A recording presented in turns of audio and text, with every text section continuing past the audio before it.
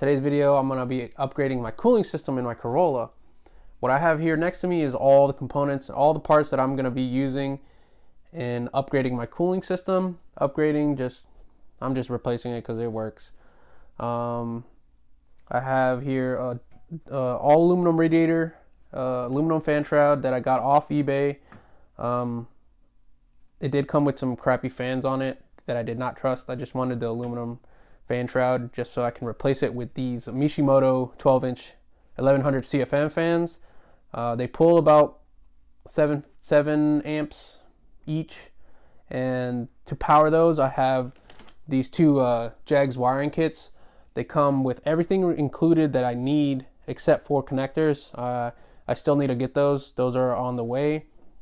Comes with relays, dual relays, so these systems will be technically separate, so and connected directly to the battery, so it won't kill my factory system, or I won't have any issues with my wiring, burning my wiring or anything. It's all separate from the factory system.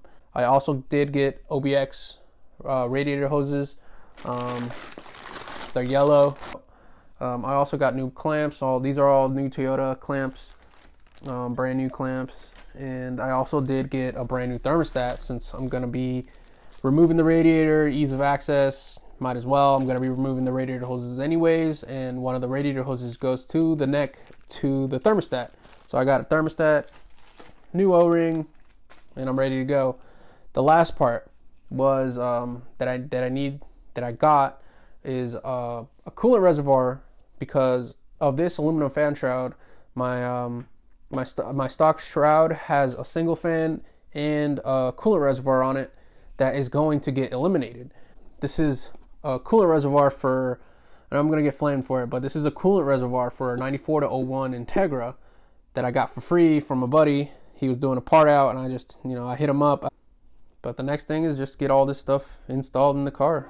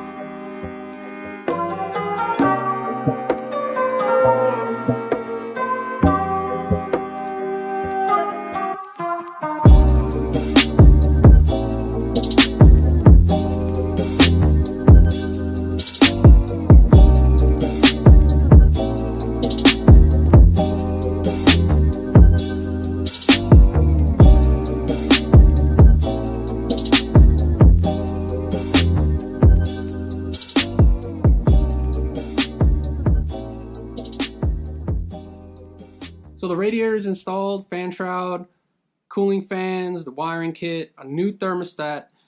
I couldn't install the radiator hose. I did try to install the radiator hoses, but they just not fit.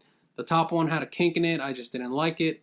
The bottom one kept touching the compressor. It would have worked if I didn't have AC, but I like the AC. The AC works amazing in the car, so I'm not going to delete that. Uh, the wiring is installed. It's all that's hooked up straight to the battery. It's got a 12 ignition source using the factory harness. So whenever the ECU wants to kick the fan on, when the temperature is too hot, or also when the AC is on, it can turn the fans on, and the fans are running power straight from the battery. Um, it's just there's a little bit of noise, not too noticeable inside the car. On the outside, you can definitely hear it, but it's not an issue for me as long as the car is cooling properly like it should, and it's working great.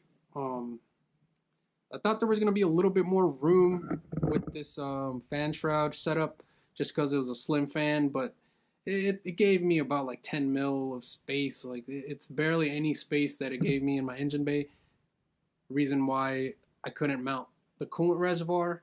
So in the future video, I am going to relocate my battery to the trunk. I have an Optima yellow top battery now. It's sealed, so I shouldn't have an issue. I don't need to buy a box. I just need to build a bracket and run the wire straight from the front to the rear. That's going to be in a future video.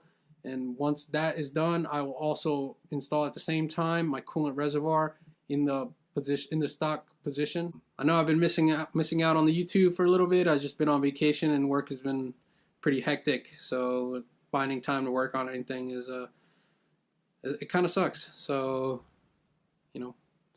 hope you guys enjoyed it. Don't forget to comment, share, like, and subscribe. Catch you guys on the next video. Peace.